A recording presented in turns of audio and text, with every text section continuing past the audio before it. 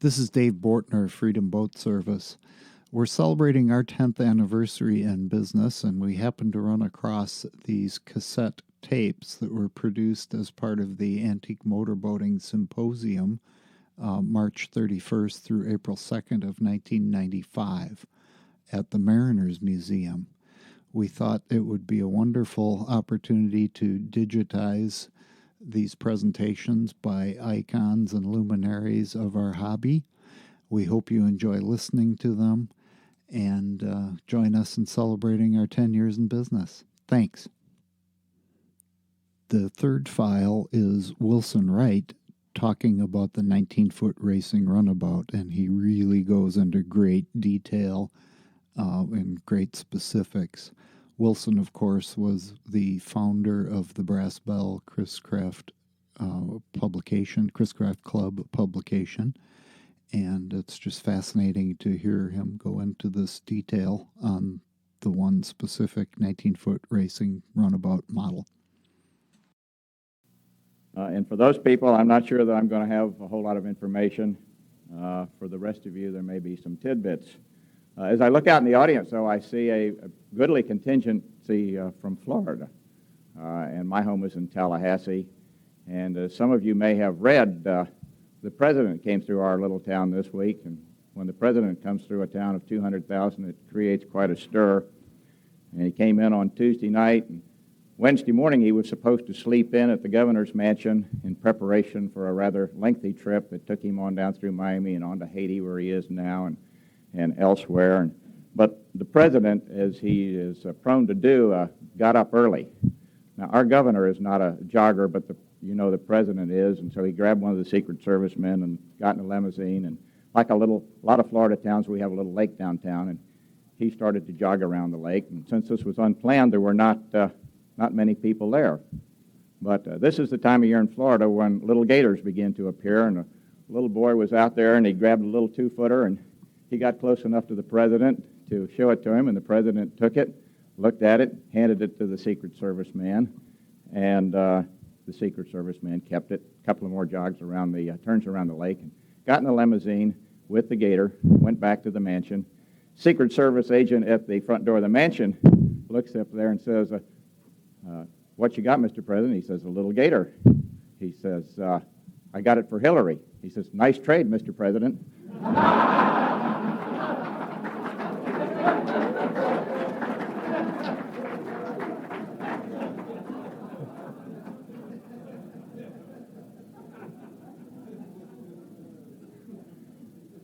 Since the publication of the program promotional, I've gotten some cryptic inquiries about the title, the 57 Chevy of its time. How did you come by that title, they said cryptically. And others looked at it more fancifully, and I can only imagine that they were the fanciers of the 57 Chevy, which, as most of us know, was the classic of the Chevrolet, if not the classic of its time.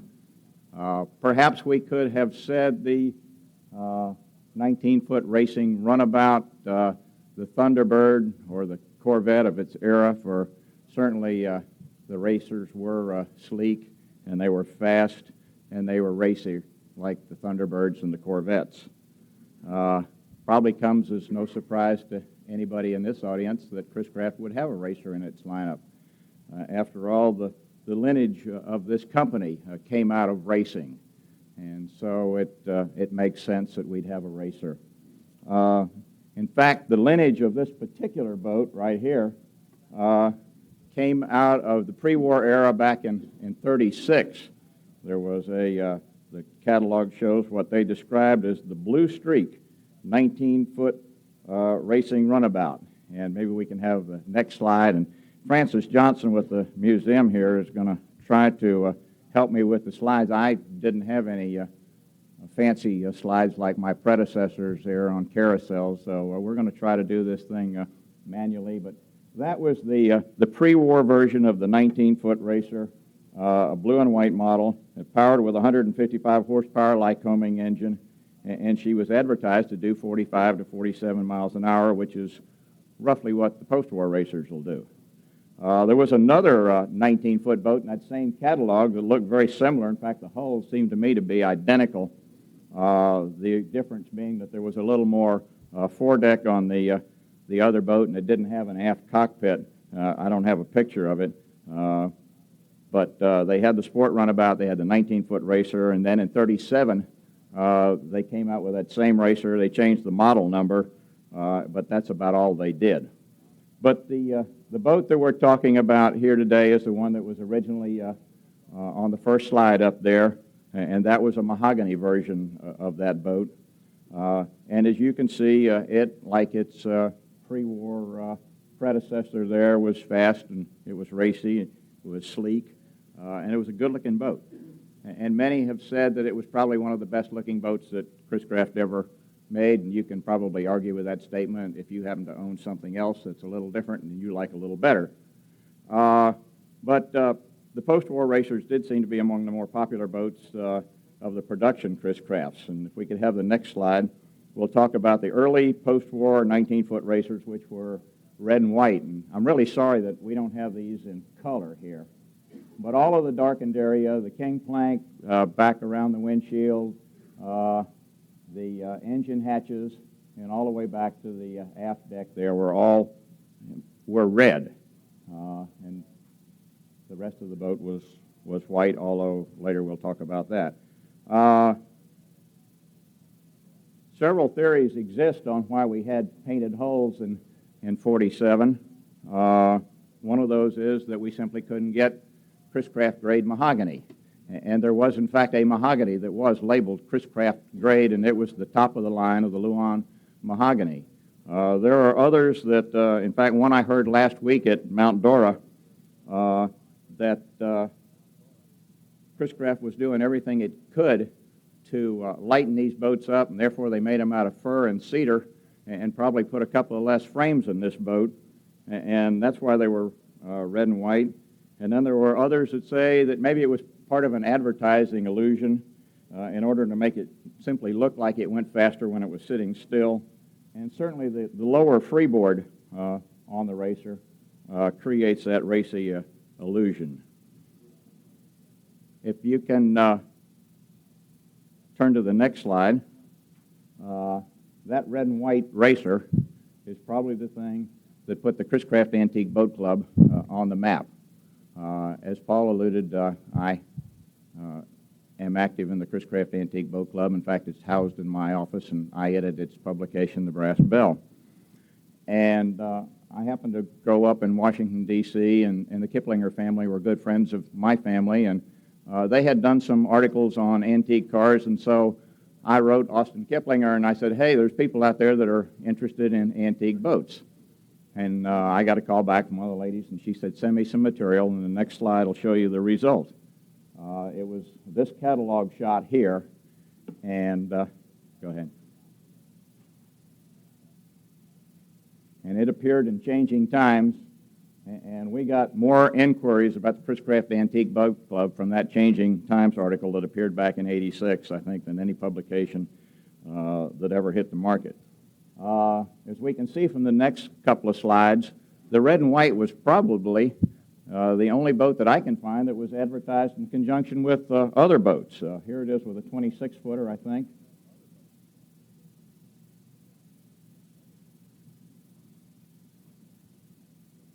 And that's out of the 48 catalog. And then in the next one, we got her advertised again with a 33-footer. And in nowhere else in the catalog pictures do I find anything other than the boat that they're talking about at the moment. This is off one of the Chris Craft posters that had all of the boats, but you can see the red and white there at the top with a 33-foot boat, and that again is the same picture that was in the Kiplinger's Changing Times. According to factory records, the very first of the red and whites was shipped June 13th, 1947. And since the catalogs were generally made up in the fall of the year, that probably explains why the red and white did not make it into the 47 catalog, because the first time we see her is in the 48 publications. Now, a previous owner of the hull number one was Don Viemeyer of Davis, California, And he tells me that she was shipped to the Old Tahoe Boat Company, which was the Chris Craft dealer out there. And apparently the boat created quite a sensation on the lake, and she was deemed to be the unbeatable boat. It's also apparent, and even from this picture, and Viemeyer says from the boat itself and from the hull card, that she came with a KB racing engine. And you can see right there, there's a little scoop. And on all of these early pictures that we've shown, the first 3 or 4 that we've shown up here, the little scoop appears, which suggests that maybe initially they intended to make the racer with either the KB or the KB L triple carb engine, which some later records indicate wouldn't fit under the hull. The first racer does show in the 48 catalog, and there are some statistics here about the number of engines that went in these boats, but at least the records here indicate that 3 of the boats did go out with a KBL engine. I don't find a record here that tells us that they went out with a KB, but Viemeyer says that, and he says he's got the hull card that says so. Up here, let's see, where does it say that the deck will clear all motors, including the MB, except the KB and the Gray Fireball. Nowhere do I find any reference that a Gray Fireball ever went into a Chris Craft racer. Jim Murdoch, who has restored, probably 8 or 9 of these boats, tells me that the red and whites had fir framing, cedar framing, that the only mahogany framing that was in them at all was where the frames where they were hung. He said that they had cedar on all of the deck planking, the hull planking, and he tells me, and he's certainly been in the bilges of enough of these boats, and some of them had to be original, tells me that he just believes that they were lighter than their mahogany cousins. For those of you who like to look under the hood, there are a series of slides, and I'm not going to go into them in great detail. There are a lot of line drawings, and I suspect that Ken Bassett can tell us a whole lot more about these when he gets into line drawings tomorrow than I could. Let's see. We keep going. Let's see what we got.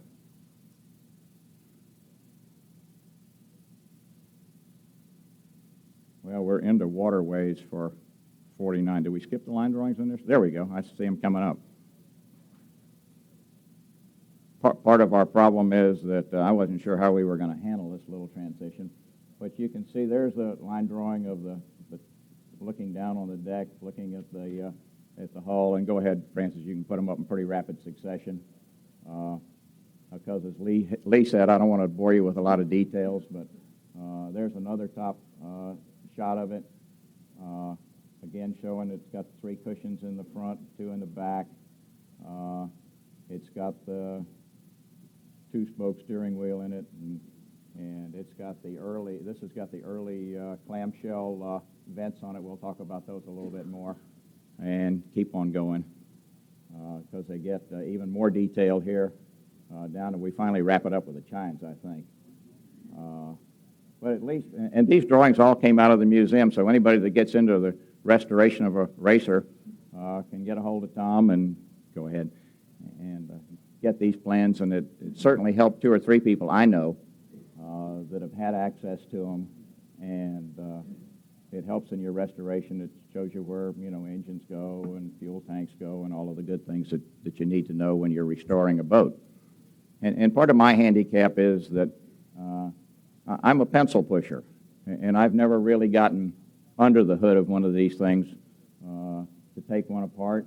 And as I say, I'm kind of intimidated by the fact that there's so many people in this room that have that. Here we're looking at the boat facing aft on this side, facing forward on the other side, but gives you a lot of the detail that you certainly need to have if you're going to take one apart and put it back together. And the next side, I think, even gets us down to the size of the chines, and then we're through with those.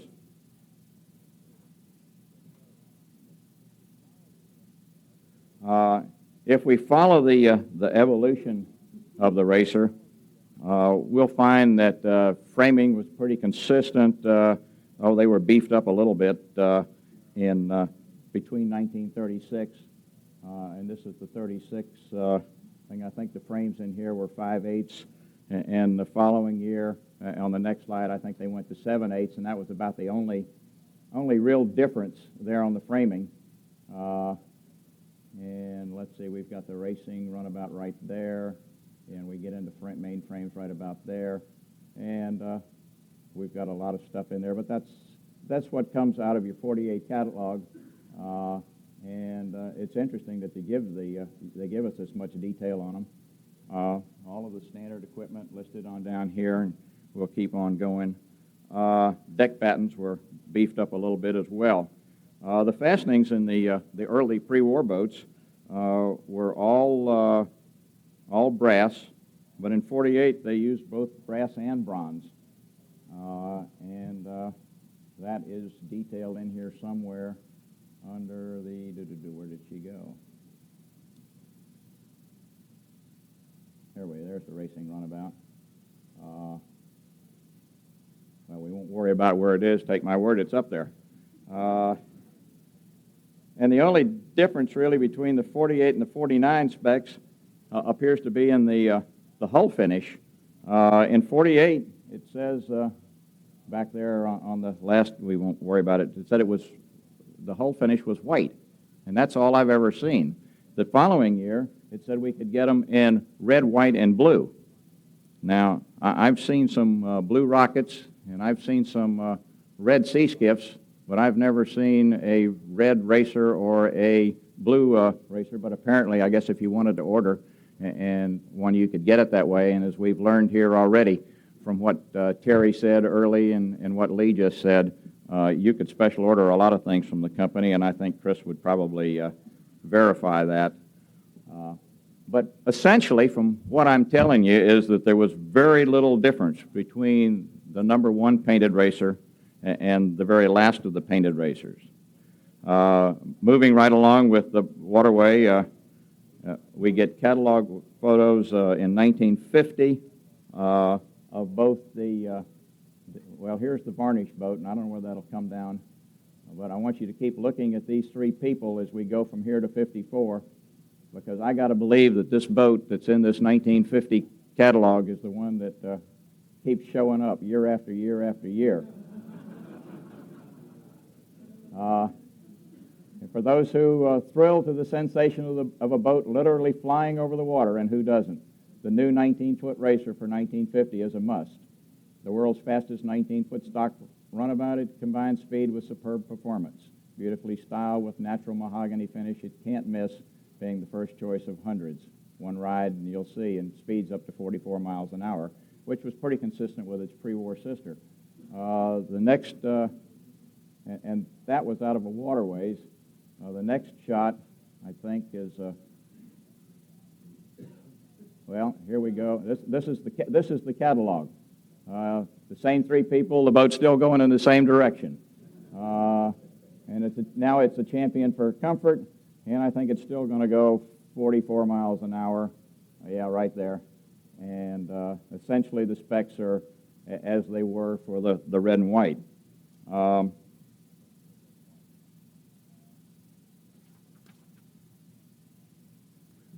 We can keep on going to, let's see what we got on the next slide here. Well, here's the boat. Now this is probably, it looks like the same 3 people, but we tied it up this time. And we're still in 1950. Let's go on and take a look at the next slide.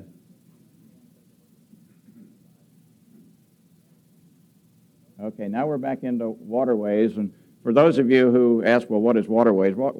Waterways was, I'm not sure how Lee described that duotone. I call a rotogravure. It's the thing they used to print in the New York Times, and if you remember the song about your Easter bonnet, and it appeared in the rotor, it was a brownish tinge paper, and it was not catalog size. It generally was larger than that, but here are several of the boats, and the Racer is way back up there. I don't know whether we can get it closer to the screen, France. Yeah, there we go. But again, I think we're in the same boat in this one as we were before, and we're still going 44 miles an hour with the same, now 158 horsepower, eager horsepower now. So we'll go on to the next one, and I think we're coming up on another waterways here. Yeah, this is 53. The same three people are now coming back this way. And we still got this. 44 miles an hour is what it was supposed to go. I'm sure it's going 44 miles an hour. And we'll go to the next one for 54, and I think that's the last of the, we ran out of catalog pictures then. Yep, here we are, same three people for 54 as we had back in 1950. In fact, I think that's almost the same picture. One of these pictures, they turned the boat around and went in the other direction. But now you can see for 54, we've still got the same clamshell vents on here, and we took those off halfway through the production and changed them and put the Riviera hardware. Never in any of the catalog pictures have we shown the flagstaff back in the middle of the foredeck where it was on the early varnished models and all of the red and whites. Power for 90% of these boats was the 158 horsepower MBL, the one that Terry talked about this morning, and he had the manual up there. It was big, it was light, it was only a couple of horsepower less than the big heavy W engine, and it made sense that for a racer you'd put an MBL in there the same as you'd put in its successor boat out there with the big fin on it, the Cobra. The individual hull cards here at the museum reflect that the MBs did go in the very early racers, other than that very first one that had the K in it. And I've got some specifics here on particular boats with particular engines if you want to talk about those during the breaks or receptions or one of the other events. So one of the things that you could do to the red and white to gain another mile or two out of it, in addition to what the MBL would give you, was to paint the bottom with a red racing enamel, which of course lacked any anti-fouling properties, but then most of these boats in those days were hauled out of the water after they were used anyway, as evidenced by the lifting rings that we see on 90% of them, and the fact that so many people had boathouses on lakes, and it was just the thing to do. But comparing the 49 slides, the specs all appear to be roughly the same.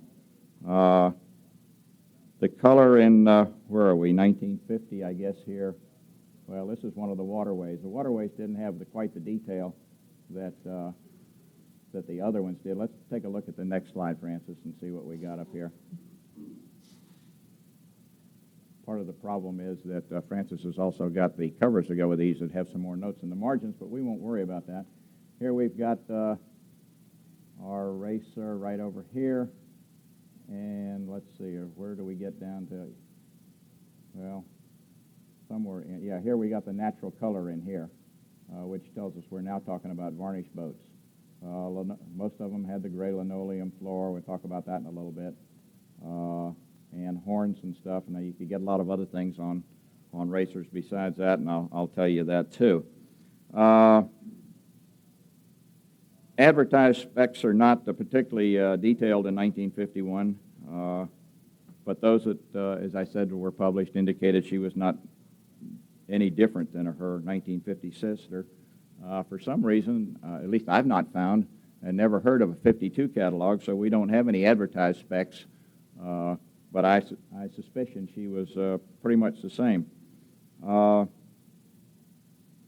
Oddly enough, when we get to 53, if that's the next one up, the specs indicate that the boat got an inch wider. She went from 6'1" to, Yeah, here we are. She went from 6.1 in the previous one to 6.2.5.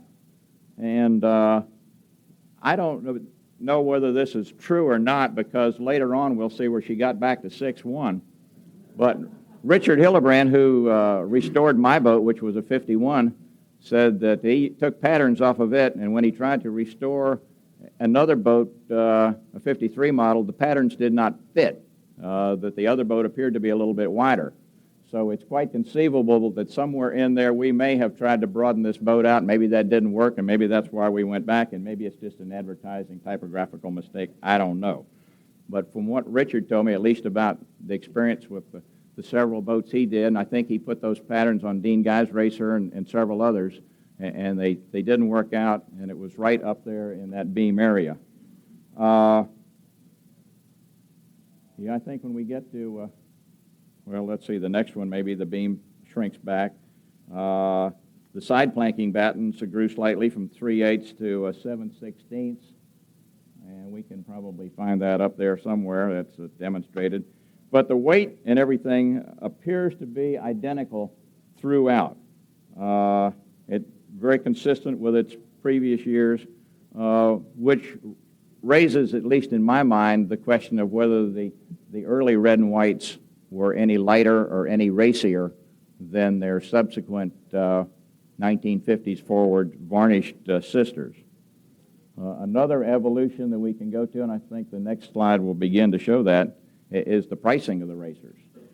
The pre-war price of a 19-foot racer was a mere $1,890. And there she is right there. Well, wait a minute, no. Yeah, special race boat. So, but then that was $1936. She was still a relatively mid-price boat. When initially introduced in '48, for which I don't have a slide, the boat came advertised with a 95 horsepower engine, 131 horsepower, and 158. With the 95 horsepower, if they'd ever made her, she was advertised to do 35 miles an hour, and she sold for the lowest post-war price of all, which was $2,360. With 131 horses, she'd do a 40 mile an hour, and with the big MBL at $2,590, she'd do that year 45 miles an hour. Now, I don't know what happened in the following year. She was advertised with 4 engines, a 95 and 105 horsepower. There are no hull cards to indicate that the boat ever came with a 95 or 105 horses. But she also came with a 131 and the 158 MBL. With the smallest engine, she was advertised for $2,440 and would do 37 miles an hour. Now, something happened in '49.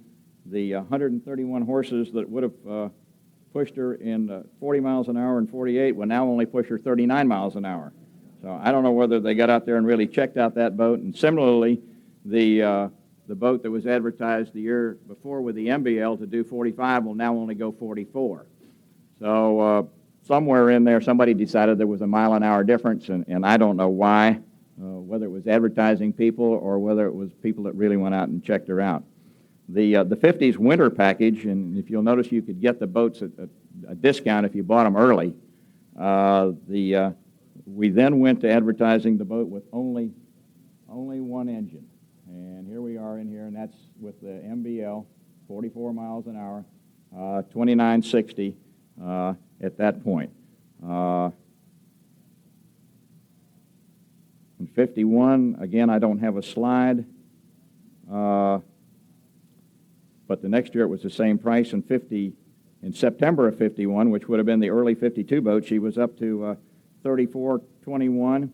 And then later in that same year, in June, she got up to 3450. So I don't know why they wanted to add on another $30 later in the year, but they did. In both 53 and 54, the next two slides, she was advertised at $36.30, and early in the last year at the same price, and then at the very last of the series, she finally went to $36.60. So she went to with the 158 horsepower engine, she went from a low of $27.90 in 48 to $36.60 in 54, which was an increase of about $870, or she went up roughly $100, a little over $100 a year. I mentioned the bow light, and I don't know whether the next slide will show that or not, but on the red and white models, the bow light came back in the middle of the foredeck. And we know, no, we're not there. Well, you can leave that one up there. We know that the bow light stayed on a straight staff coming up out of a, the bow staff came up out of the bow light, I should say, but it came up vertically. And it came up at least through hole number 246 of the 503 that were built.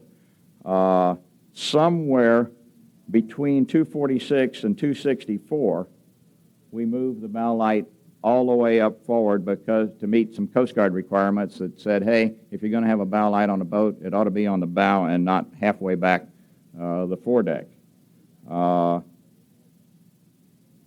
There was also some changes in hardware on the pre-52 racers. The windshield brackets kind of arched back, and we had the clamshell vents on it. And after that, we went to the Riviera hardware. This is a copy of an ad out of an accessories catalog. And somewhere these changes were made principally in 52. It seemed to be sort of a mixed bag depending upon where your racer came from and what day, I guess, of the month it was made. Whether they were trying to get rid of the old clamshell stuff, although I've seen clamshells vents advertised in catalogs on up through 57, 58, so there was some of it still around at the foundry at least. But somewhere in 52 there was a mixed bag on this hardware. In 53 and 54, why she pretty much came with the standard Riviera hardware on her. Chocks were generally omitted from racers at the factory. The word I get is that the folks up there simply felt that it subtracted from the nice, clean, racy lines of a racer, but they, like so many other things, could be special ordered from the factory. Steering wheels. Steering wheels on the early red and whites were the black or bone-colored two-spoke steering wheels. And in 52, we went to the Riviera Banjo style steering wheel. Fuel caps on the old red and whites had heavy, gnarled finger grips, and then on the 52 and forward racers, they had sort of a sandpaper kind of a grip and said fuel across the middle of them. Step pads on the mahogany racers were a chrome frame with a plain white ribbed insert. None that I know of had the Chris Craft. That came later. On the red and white racers, they simply had a big black step pad with no chrome framing around it at all. The stern pole light fixture had a threaded glass bowl, and it's identified as the one with a small hole in the part of the chrome that affixes to the stern pole, so that a pin or a screw eye can go through it, or at least that's what Steen Melby, who's in the audience, told me, and I think we can verify that because that's what came off of my racer, and there's one laying in about 6 feet of water at the foot of Dean Guy's dock down at Mount Dora. If we could get it back up, we could check it. Are there any particular stories about racers? Well, there is one. Terry, I believe, alluded to Bill McCarroll, who was certainly one of the driving forces behind some of the designs at Chris Craft. And he has a son named Don who is in the audience. In fact, we had dinner with him last night. And I had inquired about racers a couple of years ago, and I got back an interesting note from Don. He says, the only thing I can add to the 19-foot raceboat lore was a problem they had with hooking the stem during hard turns and rough water. Boat had a long overhang forward, almost vertical stem with a tight forefoot.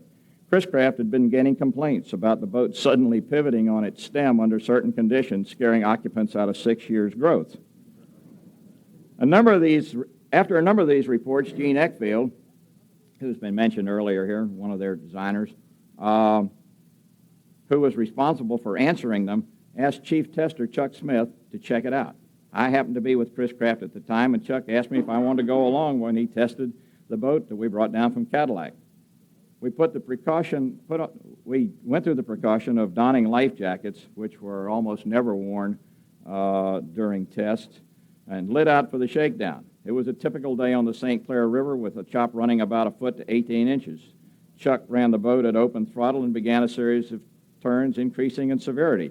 One of the hard left-handers, she hooked her stem on a wave and literally stood on her nose with the stern well out of the water with the motor racing. Chuck chopped the throttle as she settled back down. We looked at one another somewhat paler than when we left the dock and allowed us how it was probably possible to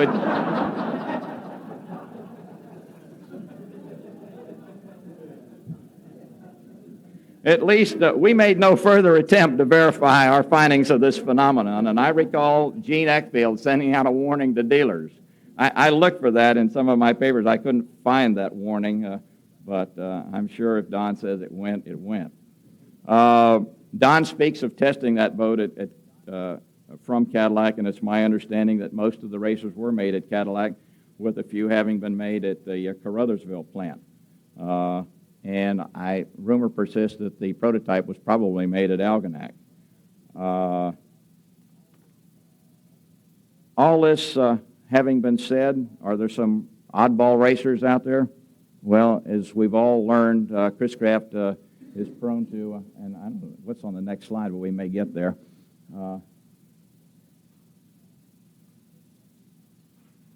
Chris Craft is prone to special order some boats.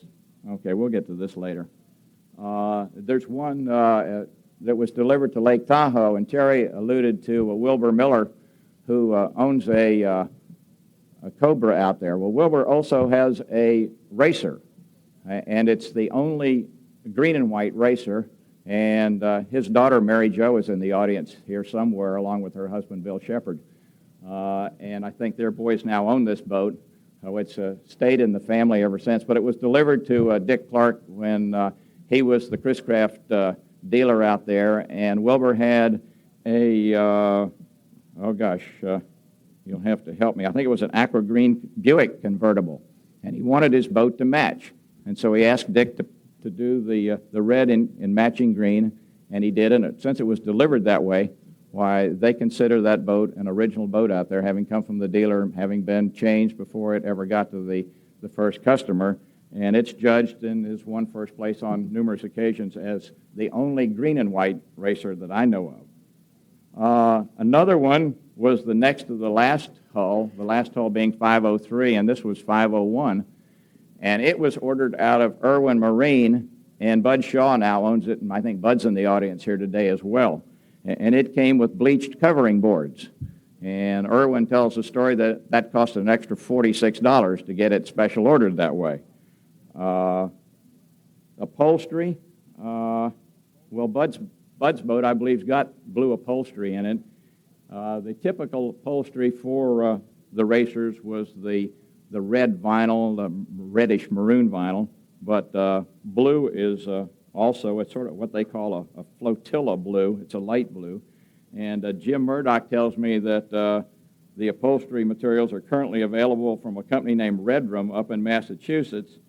And Richard Hillebrand tells me that he gets his and from a guy who has the old Chris Craft upholstery patterns called the Upholstery Man, and I think he's out in Reno, Nevada. Jim Hastings, who has done an awful lot of research on racers, who has one, who sent me a photo one day with his racer completely laid out on the garage floor as a pattern boat, I guess, tells me that hull number 438 was ordered with black upholstery and white piping. And he tells me that he has found that boat. He talked to the owner about it, and he asked the owner, he said, what color upholstery? And the guy says, well, I put red in it because that's what came from the factory. And he said, did you notice what was in there when you got it? And he said, yeah, there was some trashy-looking black stuff. So the only one that came in black, the owner didn't read the hull card. He took the black out, and it probably was pretty well worn. But anyway. Linoleum colors on the Racing Runabouts came in a bunch of colors: terracotta, red, brown, plain Chinese red, Marbell gray, Jasper gray, and royal gray. But the Marbell gray, or what some call the battleship gray, seems to be the most common flooring, at least in the varnish boats. Props, and this probably is where we know. Inch prop. This gives you a lot of statistics about it we probably don't need to worry about. And the pitch depended upon which of the engines you got. Most of them had with the MBLs, had a 13, 18 and a half. The early boats came with a very small, sort of a heart-shaped rudder, which didn't give you any control over the boat at all under 600 or 700 RPM.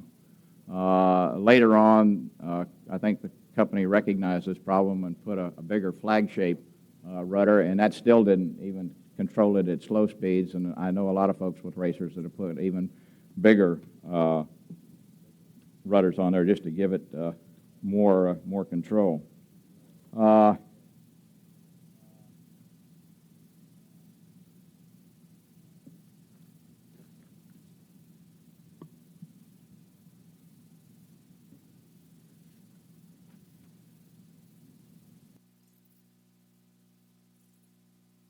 Time here, and I suppose that maybe I've rambled about racers enough and given you more details about racers than some of you cared to know, and I've probably left untouched as much as I have covered. Maybe I've provoked some questions, and I'm sure that somewhere during the session there may be some time to answer questions. I'll try to answer the few that I can.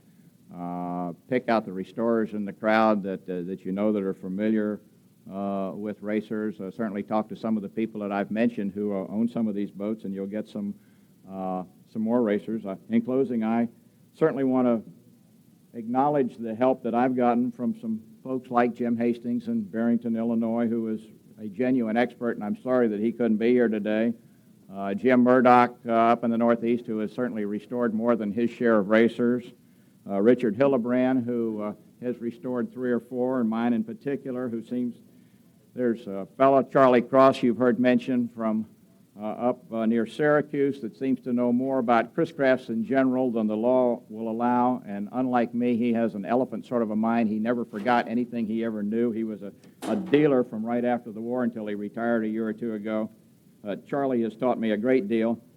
Certainly Jim Irwin, who was the president of the Chris Craft Antique Boat Club, who is a veteran dealer. His daddy was one of the very first dealers, and Jim and his brother took the company over. They're up on Lake Winnipesaukee, and Jim has certainly taught me a lot about.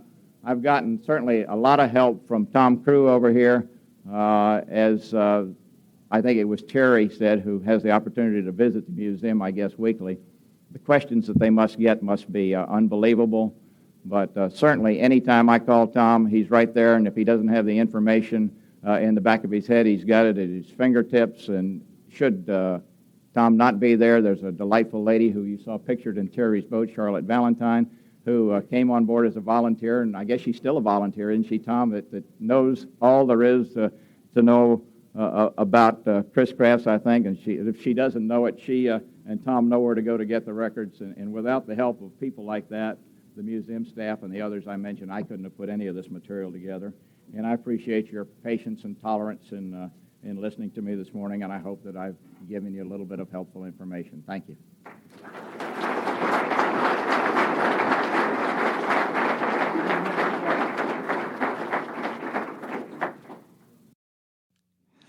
Thanks for listening. Copyright 1995 by the Antique Boat Museum and the Antique and Classic Boat Society.